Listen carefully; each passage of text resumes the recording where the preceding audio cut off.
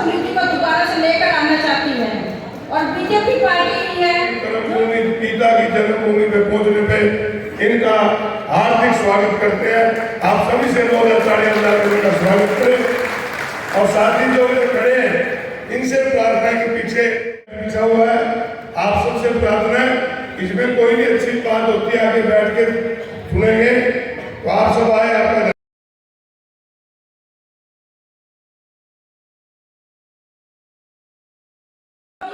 हमारे संविधान को खत्म करना चाहती है, किस तरह से हमारे संविधान को बचाने की कोशिश कर रहे हैं।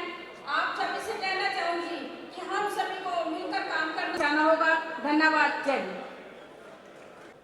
हमारी पार्टी के हरियाणा प्रदेश के अध्यक्ष चौधरी बुल्ला जी, अम्बाला से हमारे सांसद वरुण चौधरी जी और आप सभी लोग यहाँ पहुंचे हैं। पिछले दिनों कांग्रेस पार्टी का ये भारतीय जनता पार्टी की सरकार मात्र पुस्तक नहीं, ये कोई मात्र पुस्तक नहीं है। संविधान के माध्यम से ही प्रजा से नागरिकता का अधिकार, जो हम सिर उठाकर पूरे देश में चलते हैं, वो अपने संविधान के कारण ही चलते हैं। और आज उसी संविधान पर आप देखते हैं बार बार हमला होगा। जो संवैधानिक संस्थाएं, उच्चतम न्यायालय कोई फैसला ले लेता है, उस पर टिप्पणियां शुरू हो जाती हैं। क्या ये अच्छी बात? सीबीआई, ईडी, खड़गे साहब, हमारे राष्ट्रीय अध्यक्ष आपकी आवाज उठाते हैं, जन जन की आवाज उठाते हैं। आदरणीय सीपीपी की नेता श्रीमती सोनिया गांधी जी जन जन की आवाज उठाते हैं।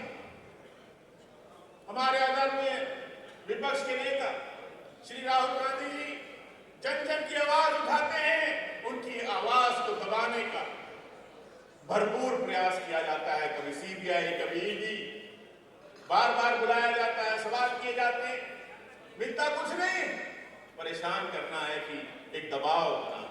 आज हमें संविधान को बचाने की लड़ाई लड़नी है।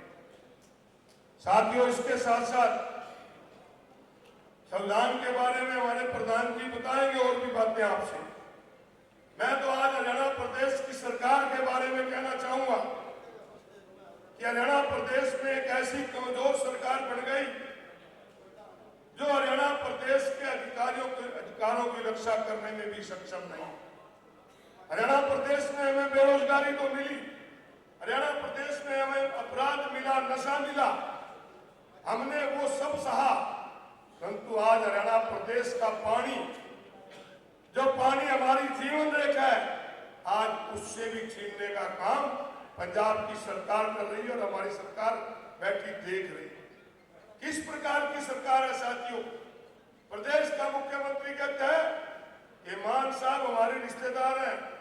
अरे मुख्यमंत्री जी, कुरुक्षेत्र की तो ऐसी धरती है जहां इंसाफ के लिए, हक के लिए रिश्तेदार तो के भाई भाई लड़े थे।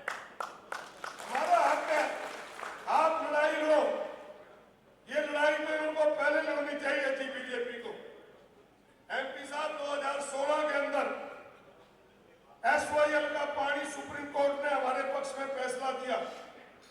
उस समय मनोहर लाल हरियाणा प्रदेश के मुख्यमंत्री हुआ करते थे, क्योंकि नहर केंद्र ने बनवानी है।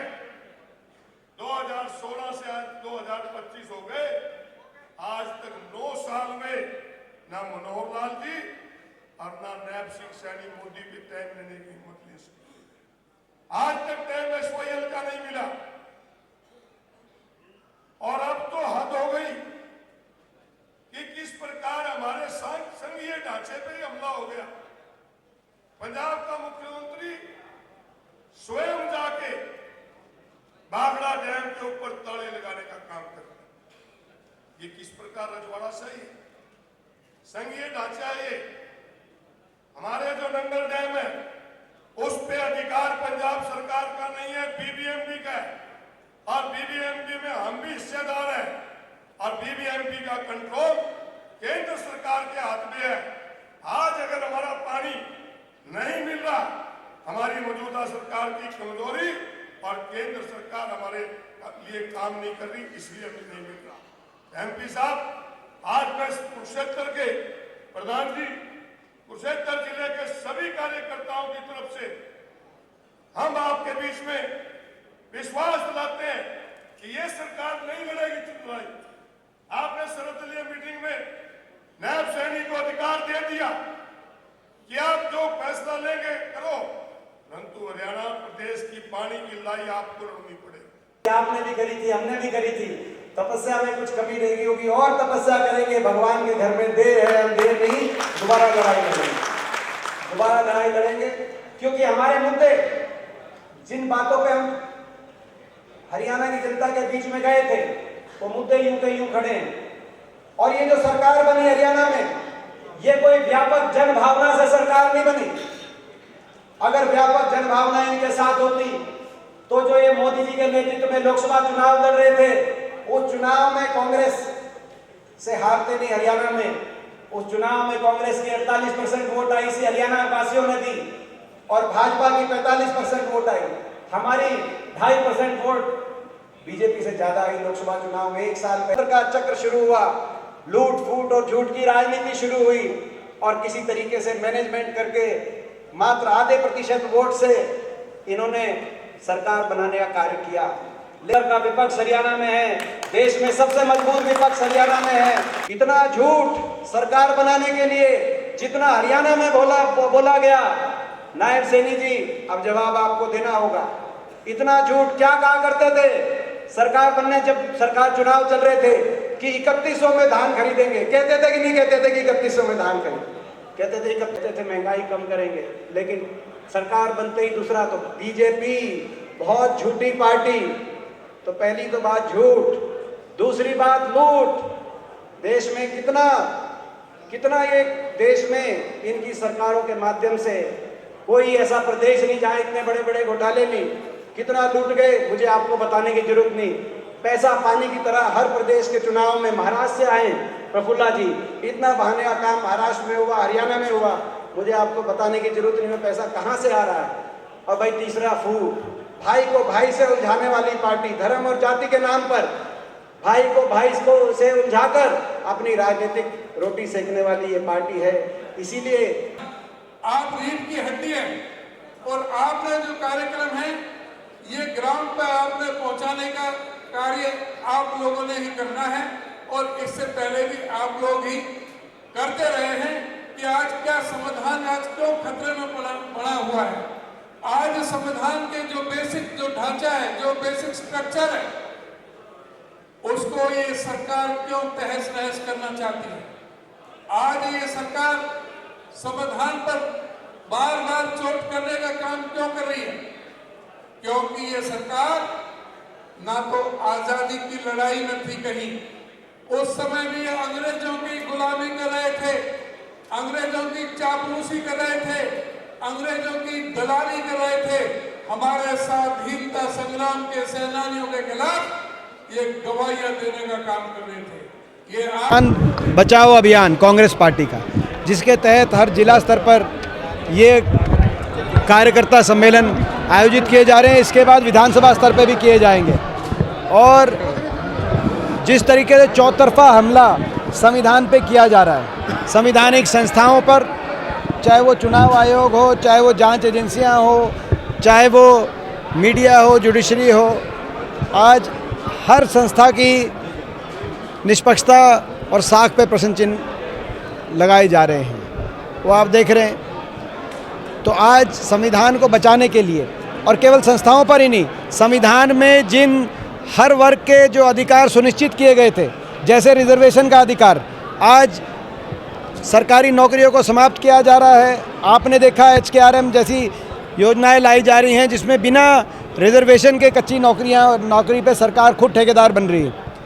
तो ऐसे में संविधान को बचाने के लिए कांग्रेस पार्टी का अभियान है, संविधान बचाओ अभियान, उसके माध्यम से कार्यक्रम किया गया था। नंबर 1। नंबर 2, जहाँ तक पानी की बात है, जो जल संकट है, ये सही बात है कि जल संकट पे पंजाब से लड़ाई लड़ी जाए और पूरा हरियाणा एकजुटता से वो लड़ाई लड़ेगा। और कल सर्वदलीय बैठक में हमने यही आश्वासन दिया कि कांग्रेस पार्टी पूरी तरीके से सरकार के साथ है। हरियाणा के जलों के हितों की रक्षा सुरक्षा करने के लिए सरकार जो भी कदम उठाना मुनासिब समझे वो उठाए और हम पूरी तरह के साथ हैं। लेकिन ये भाजपा सरकार केवल भगवंत मान सरकार को कोस कर अपनी जिम्मेदारी से पीछे नहीं हट सकती, क्योंकि कहीं ना कहीं जो आज ये जल संकट बना है इसके लिए भी ये जिम्मेदार है। जैसा कि अभी विस्तार से अध्यक्ष जी ने हमें आपको बताया कि जो अधिकारी लगने चाहिए थे हरियाणा के भाखड़ा प्रबंधक बोर्ड में बीबीएमबी में, चाहे वो एससी नंगल सर्कल का हो, वो हरियाणा का हमेशा लगता आया है, वो भी आज रिक्त पद पड़ा है, चाहे वो मेंबर इरिगेशन हो, चाहे वो सेक्रेटरी हो। तो ये कई वर्षों से ये पद जो हरियाणा के अधिकारी लगने चाहिए थे, कोई हरियाणा का अधिकारी नहीं है। तो ये सरकार के नकारापन का ही नतीजा है। इसलिए सरकार, ये भाजपा सरकार जिम्मेदार है और हर तरह से। और ये सेंट्रल गवर्नमेंट का काम है, बीबीएमबी सेंट्रल गवर्नमेंट का है, जिसमें मैंने बताया कि सभी उनका हमारा हरियाणा, हिमाचल और पंजाब और राजस्थान और दिल्ली का, उसमें हमारे अधिकारी ना होने की वजह से ये स्थिति आई है और इसके लिए जिम्मेदार हमारी सरकार है, भाजपा सरकार। लेकिन अब हमें एकजुट होकर काम करना है। और जो आपने प्रश्न पूछा था कि पंजाब पुलिस का वहाँ ले जाने का कोई भगवंत मान को अधिकार नहीं है। ये अपने अधिकार क्षेत्र से जाकर के अनैतिक तौर से, इलीगल तौर से, असंवैधानिक तौर से, बिल्कुल अमर्यादित होकर के उन्होंने अपना आचरण किया है। और इसमें हमने कहा है कि सेंट्रल गवर्नमेंट इसमें हस्तक्षेप करे और वहाँ पर पैरामिलिट्री फोर्सेस भेज करके कैसे, और बल्कि जो वहाँ पर गए हैं, जो गलत काम किया है, उनके खिलाफ कार्रवाई करे। क्योंकि ये पंजाब का नहीं है, ये पंजाब नहीं देना, ये पंजाब का पानी नहीं ले रहे। पंजाब खुद 22.45% पानी एक्सेस ले रही है, हमें 7.68% मिल रहा है एक्सेस, इनको 22.45 मिल रहा है। तो इनका कोई अतिरिक्त पानी नहीं, कोई इनका पानी नहीं ले रहे एक बूंद भी। लेकिन हमारा जो हिस्सा है, जो पिछले 10 साल की एवरेज भी लगाएं तो किसी भी साल में 8,500 क्यूसिक से पानी हमें कम नहीं मिला, और 8,500 से 10,500 क्यूसिक तक पानी मिलता रहा है। तो ये अब इनको कैसे कह दिया कि 5,000 क्यूसिक हरियाणा का कम कर दो, सिर्फ हमें 4,000 क्यूसिक दे करके, तो ये इस बात को बिल्कुल भी बर्दाश्त नहीं होगा। और इस पर सख्त बिल्कुल सभी एकजुट हैं।